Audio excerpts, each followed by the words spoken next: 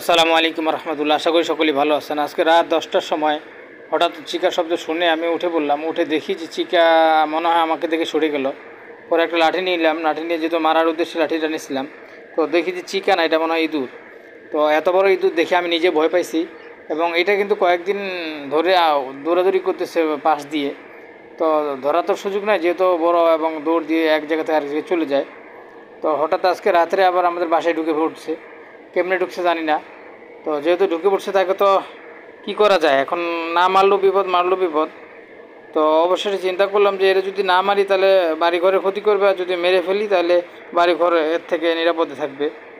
তো তাই তাকে মারার জন্য প্রস্তুতি নিলাম। অবশেষে দুই একটা বাড়ি দিয়ে তাকে মেরে ফেললাম। তো মারার পরে আমার কেন জানি চিন্তা হলো যে আসলে না মারলেও তো মারলে গুনার কাজ হচ্ছে, আবার না মারলেও সমাজের ক্ষতি করবে। তাই জানি না কি হবে, আসলে কাজটা ভালো করছি না খারাপ করছি। তো আপনারা জানাবেন আসলে কাজটা কি ভালো নাকি খারাপ। তো আপনাদের কমেন্টের আশায় থাকলাম, এবং সবাই এরকম ইঁদুর দেখলে মারবেন কি না মারবেন না চিন্তা করে সিদ্ধান্ত নেবেন। খোদা হাফেজ।